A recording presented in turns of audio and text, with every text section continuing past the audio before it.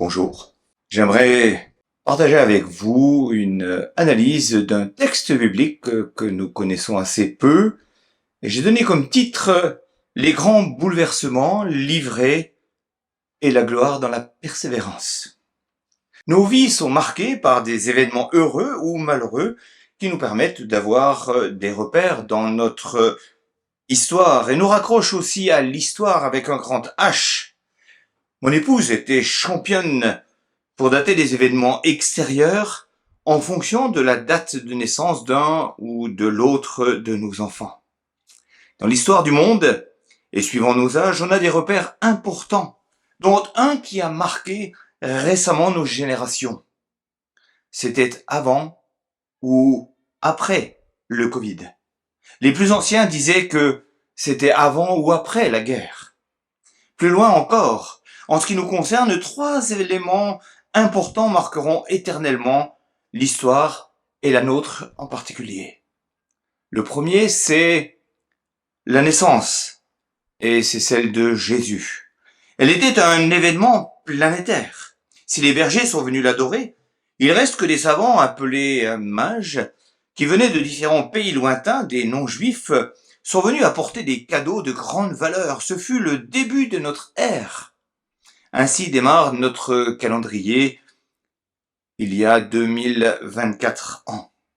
Le second événement qui marquera le début de la chrétienté, c'est cette Pâque juive de l'année 33, qui va premièrement donner Pâques au pluriel en corrélation directe avec la Pâque juive, qui va apporter le jour férié à un dimanche plutôt qu'à un samedi, le Shabbat, et qui va amener aussi la naissance des églises. Un événement qu'on nommait souvent, c'est l'année 70 de notre ère, qui apporte pourtant une révolution de taille avec la destruction programmée par Dieu du temple à Jérusalem. Non, ce ne sont pas des vilains voyous qui sont venus tout saccager par un malin plaisir, mais des Romains, pour arrêter une révolte juive, envoyés par Dieu pour abolir le système des sacrifices de l'Ancien Testament et mettre en avant, comme sacrifice expiatoire ultime, Jésus, pour ceux qui viennent après lui, et aussi pour ceux qui sacrifiaient avant lui. C'est autour de cette période, probablement avant cette destruction du temple par le feu, que va écrire un homme, un tantinet révolutionnaire, autant par son état que par ses propos. On va donc voir le personnage, le contenu de son épître et les retombées pour nous, chrétiens du XXIe siècle, et j'ai donc nommé Jude. Premièrement, la Jude révolution. On va lire le texte par séquence, et d'abord les versets 1 et 2 qui disent « De la part de Jude, serviteur de Jésus-Christ et frère de Jacques, à ceux qui ont été appelés, qui sont saints en Dieu le Père et gardés pour Jésus-Christ, que la compassion, la paix et l'amour vous soient multipliés. » Pourquoi une révolution? J'ai pensé au départ que, contrairement aux frères de Joseph, qui le trouvaient de plus en plus insupportable du fait de sa vocation future prophétisée dans un songe, et qui s'en sont débarrassés, on connaît l'histoire, Jude n'a pas de haine envers son demi-frère Jésus. Puis je me suis repris, en apprenant que Jude n'aurait pas compris qui était Jésus, seulement après le passage à la croix. On n'aurait alors qu'un parallèle à dresser entre Joseph et Jésus, puisque Joseph n'a été accepté ou compris par ses frères que quand il leur a offert le salut par le blé conservé en Égypte et la possibilité de s'installer en Gosen ou Goshen pendant la famine en Canaan, d'où l'expression Joseph type de Christ. C'est là aussi qu'après avoir reçu le salut par la croix, Jude a un profond respect de la divinité de son demi-frère. Il assurera, en début de texte, simplement être le frère de Jacques. Et Jacques, lui, se présentera avec humilité comme ceci, de la part de Jacques, serviteur de Dieu et du Seigneur Jésus-Christ, aux 12 tribus dispersées, salut. Lui ne parlera pas de Jude, par contre, mais tous les deux se référeront à Jésus comme en étant le serviteur ou l'esclave volontaire, comme dit Paul. Le salut de Jacques, comme responsable de l'église de Jérusalem, était-il suffisant? Peut-être, mais on a cette info importante dans Jean 7, verset 5. Les frères de notre Seigneur, selon la chair, n'ont pas cru en lui durant son ministère. Mais après la résurrection, Jacques s'est converti, 1 Corinthiens 15, verset 7, et nous avons de bonnes raisons de croire que Jude a été sauvé au même moment. Acte 1, verset 14, nous informe que ses frères, entre guillemets, faisaient partie du groupe de prière qui attendait l'Esprit Saint. 1 Corinthiens 9, verset 5, confirme que les frères de Jésus étaient connus dans l'Église primitive. Voilà donc 3 éléments auxquels il faut prêter attention. Marie, mère de Jésus, a bien eu d'autres enfants après Jésus, comme le confirme Jésus lui-même. Matthieu, qui aurait écrit dans la première période, voire un peu plus tard, dira dans ce passage, au chapitre 13, versets 54 à 58, Jésus, se rendit dans sa patrie et il enseignait dans la synagogue, de sorte que ceux qui l'entendirent étaient étonnés et disaient « D'où lui viennent cette sagesse et ces miracles? N'est-il pas le fils du charpentier? N'est-ce pas Marie qui est sa mère? Jacques, Joseph, Simon et Jude, ne sont-ils pas ses frères? Et ses sœurs ne sont-elles pas toutes parmi nous?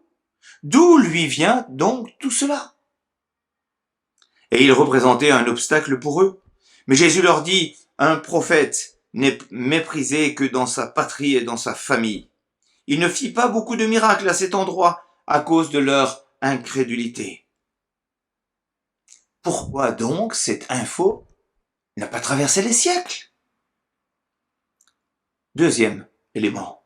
Jude va écrire à ceux qui sont saints. Il est juste possible d'écrire à des personnes qui sont sur cette terre, vous en conviendrez. Si nous le savons, je le rappelle parce qu'il fait partie des éléments qui vont être discutés dans la suite du texte. On ne parle donc pas de personnes décédées, de qui on a pu dresser un noble tableau de leur vie avec Dieu sur cette terre. Pourquoi donc n'a-t-elle pas traversé les siècles, cette info? Troisièmement, le verset 2 va mentionner que la compassion, la paix et l'amour vous soient multipliés. D'autres traduiront par miséricorde, voire pardon à la place de compassion. On a compassion quand l'autre traverse une situation difficile. Et dans ce domaine, il est souvent parlé de cette expression particulière de Jésus. Mais si Jude en parle en allant jusqu'à parler du pardon, c'est que son épître évoquera des moments ou des faits connus ou à venir qui seront difficiles dans et pour l'Église. Ce texte n'est pas innocent. Jude évoquera au verset 3, « J'ai été contraint de vous envoyer cette lettre afin de vous encourager à combattre pour la foi transmise aux saints une fois pour toutes. » La révolution, c'est la démonstration claire que, premièrement, Marie est une femme comme les autres. Elle a porté Jésus d'une manière spectaculaire par l'opération du Saint-Esprit, c'est convenu, mais qu'elle a eu plusieurs enfants. Deuxièmement, les saints ne sont pas des hommes et des femmes hors de tout soupçon qui sont morts, mais bien des vivants. Troisièmement, le pardon, la compassion prouvent que dans l'Église du Seigneur, il y a aussi des soucis importants, des dissensions et des tensions que nous allons étudier. Mais dites-moi pourquoi, sur ces 3 éléments, il y a des fausses doctrines qui courent encore aujourd'hui et que des personnes apparemment croyant en Dieu n'ont jamais pu éradiquer cela de leur vie et de leurs enseignements? On va continuer la lecture en prenant ce deuxième point de Jude, du verset 3 au verset 19. Vous remarquerez que je ne cite pas le chapitre, puisque ce texte n'a qu'un chapitre. Le texte dit « Bien-aimés, alors que j'avais le vif désir de vous écrire au sujet du salut qui nous est commun, j'ai été contraint de vous envoyer cette lettre afin de vous encourager à combattre pour la foi transmise aux saints une fois pour toutes. Il s'est en effet glissé parmi vous certains hommes dont la condamnation est écrite depuis longtemps. Ces impies transforment la grâce de notre Dieu en débauche et renient Dieu, le seul Maître, et notre Seigneur Jésus-Christ.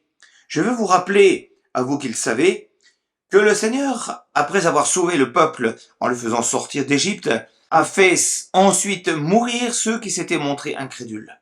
Quant aux anges, qui n'ont pas conservé leur rang mais ont abandonné leur propre demeure, il les a enchaînés éternellement dans les ténèbres pour le jugement du grand jour. De même, Sodome et Gomorrhe et les villes voisines, qui se sont livrées comme eux à l'immoralité sexuelle et à des relations contre nature, sont donnés pour exemple et subissent la peine d'un feu éternel. Malgré cela, ces hommes adoptent une attitude semblable. Entraînés par leur rêverie, ils souillent leur corps, rejettent toute autorité, insultent les autres glorieux. Or, lorsqu'ils discutaient avec le diable et lui disputaient le corps de Moïse, l'archange Michel n'a pas osé porter de jugement insultant contre lui, mais a dit que le Seigneur te punisse. Eux, par contre, parlent d'une manière insultante de ce qu'ils connaissent pas et se détruisent par tout ce qu'ils savent d'instinct comme des bêtes sans raison. Malheur à eux, car ils ont suivi la voie de Caïn, ils se sont jetés pour un salaire dans l'égarement de Balaam, ils se sont perdus en se révoltant comme Corée. Ce sont des écueils dans vos agapes où ils festoient sans scrupule et ne prennent soin que d'eux-mêmes. Ce sont des nuages sans eau emportés par les vents, des arbres d'automne sans fruits, 2 fois morts, déracinés, des vagues furieuses de la mer qui rejettent l'écume de leurs impuretés, des astres errants auxquels l'obscurité des ténèbres est réservée pour l'éternité.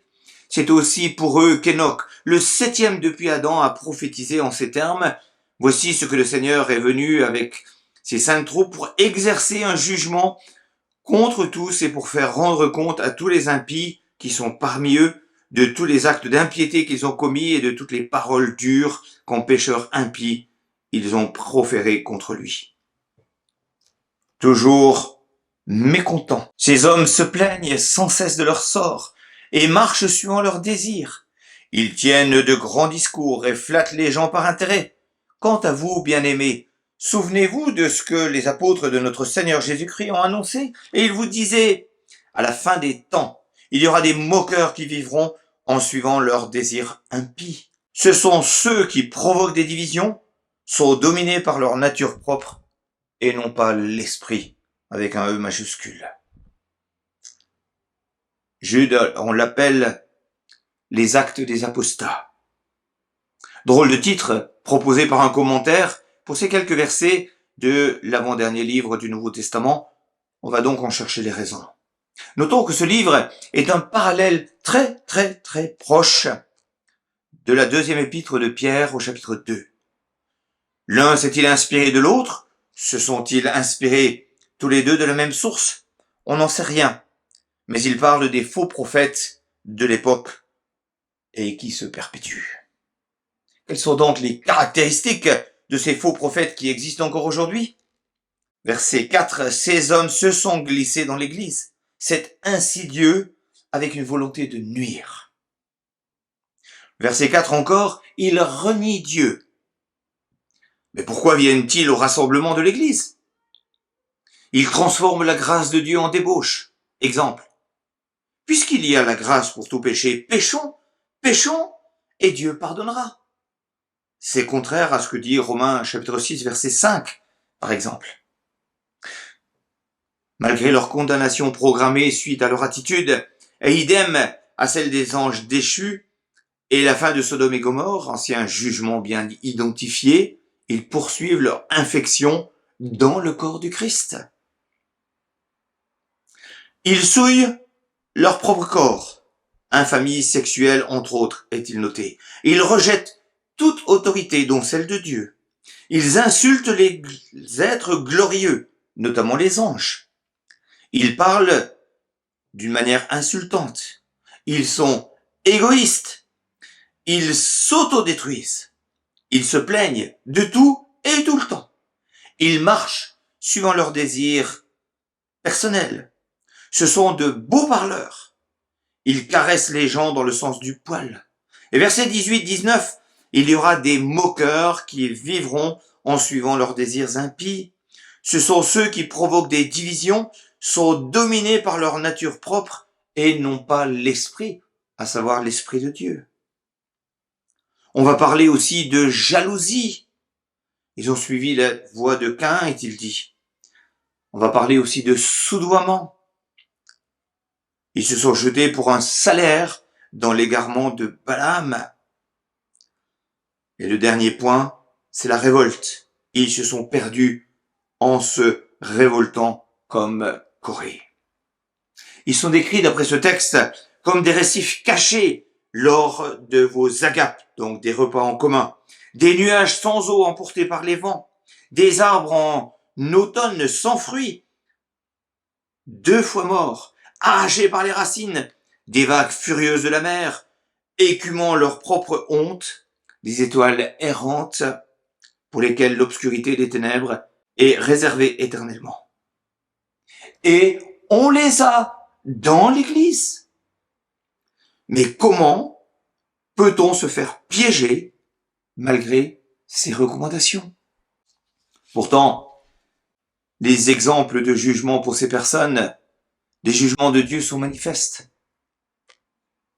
Il y a plusieurs exemples qui sont cités comme les incrédules sortis d'Égypte qui sont morts dans le désert, les anges déchus, Dieu les a enchaînés éternellement dans les ténèbres, Sodome et Gomorrhe, et les villes voisines, qui se sont livrés comme eux à l'immoralité sexuelle et à des relations contre nature, sont donnés en exemple et subissent la peine d'un feu éternel. Destruction totale connue. Le sel de la femme de Lot pourrait encore en témoigner. Par crainte du jugement de Dieu contre lui, même l'archange Michel n'a pas contesté avec le diable, mais il a laissé Dieu le réprimer. Si l'archange ne se mouille pas, c'est qu'il connaît et il a la crainte lui-même du jugement de Dieu. Alors plusieurs questions s'imposent. Avant de se poser la question de savoir s'il y a dans mon église des personnes qui ressemblent à s'y méprendre à ces faux docteurs, qui, je vous le fais remarquer, ne sont pas l'enseignant dans l'église que je n'aime pas. Est-ce que je ne devrais pas vivre un temps de check de ma propre vie, par le biais de la parole de Dieu, entre autres, pour voir si je ne descends pas dans ces eaux troubles? Deuxième chose, à nous de prier aussi pour les responsables de l'Église, qui eux, comme il est dit dans la parole, seront jugés plus sévèrement, afin qu'ils aient le bon discernement pour détecter ce genre de personnes et qu'ils sachent prendre les bonnes décisions, notamment en vue de la repentance et du salut de ces faux prophètes. Troisièmement, ces faux prophètes, peut-on les comparer à l'ivraie semée par l'ennemi dans le champ de blé, où le Seigneur conseille de le laisser pousser avec le blé et que le moissonneur, Dieu lui-même, triera à la fin? Matthieu 13, versets 24 à 30. Jude n'est pas explicite sur la conduite à tenir, pas plus que Pierre. Nous, on les virerait. Sauf ces versets 22 et 23 qui mentionnent « Ayez compassion des uns en faisant preuve de discernement.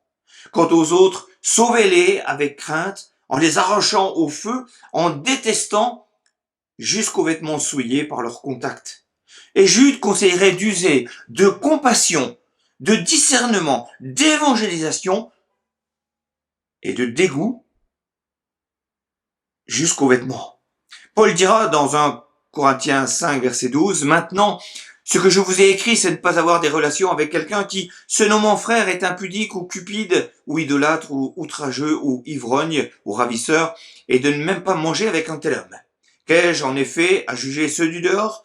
N'est-ce pas ceux du dedans que vous avez à juger? » Alors la question, est-ce que les deux cas sont identiques?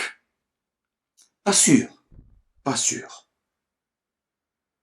Mais on s'en approche. Nous cherchons à ne pas nous souiller, ni à être dérangés par ce genre de personnes, mais Dieu nous appelle à évangéliser ces âmes perdues. Dernière mise en garde, si certains de ceux-ci enseignent, c'est qu'on leur a laissé la parole, et que le discernement ou la volonté de faire face a manqué à un moment ou à un autre dans la vie d'Église. D'où l'appel au discernement divin. Troisième point et dernier, inquiet, sûrement, mais je veux louer Dieu. Jude 20 à 25. Quant à vous, bien-aimés, édifiez-vous vous-même sur votre très sainte foi et priez par le Saint-Esprit. Maintenez-vous dans l'amour de Dieu en attendant le jour où la compassion de notre Seigneur Jésus-Christ sera manifestée pour la vie éternelle. Ayez compassion des uns en faisant preuve de discernement. Quant aux autres, sauvez-les avec crainte en les arrachant du feu, en détestant jusqu'aux vêtements souillés par leur contact. À celui qui peut vous garder de toute chute et vous faire paraître devant sa gloire, irréprochable dans l'allégresse, oui, à Dieu seul, sage, qui nous a sauvés par Jésus-Christ notre Seigneur, appartiennent gloire, majesté, force et puissance, avant tous les temps, maintenant et pour l'éternité. Amen. C'est un collègue qui écrit « L'épître de Jude nous renseigne sur l'attitude que tout chrétien doit prendre de nos jours vis-à-vis du mal et sur la manière dont il peut glorifier Dieu dans de tristes circonstances. » Ma feuille de route personnelle. 7 points que je vais énoncer assez rapidement. Édifiez-vous vous-même. 1 Corinthiens 14 en particulier nous rappelle, en parlant des dons, qu'il faut que tout doit s'exercer pour l'édification commune. Notre tendance est de nous reposer sur les enseignants et on est accro de bons enseignements en allant fouiller sur la toile pour avoir une belle présentation en fait qui peut masquer une bonne doctrine. Mais là, c'est le culte personnel dont on parle. C'est aussi le fait de se remettre en question. C'est aussi le fait de prendre du temps après la prédication pour vérifier ce qu'on a entendu à la Béréenne. Est-ce que la Bible dit vraiment cela? J'ai lu une note qui dit « Nous nous édifions sur notre sainte foi en étudiant la Bible et en y obéissant. Une familiarité constante avec la parole nous conduit positivement sur la voie de la justice et nous avertit contre les périls rencontrés en chemin. » Monsieur Pickering écrit « Les hommes peuvent bien dénigrer la doctrine, mais c'est elle qui produit du caractère et non l'inverse. » Deuxième, prier par le Saint-Esprit. Matthieu 6 nous donne plein de conseils sur la prière en pratique. Et un collègue écrit au sujet de cette injonction de prier par le Saint-Esprit, il dit, c'est-à-dire prier en étant conduit par l'Esprit selon la volonté de Dieu, telle que la Bible la révèle, ou telle que l'Esprit la révèle personnellement aux croyants, d'une manière subjective. Cette prière contraste avec celle qui est récitée mécaniquement ou qui est répétée sans qu'il y ait un véritable engagement spirituel.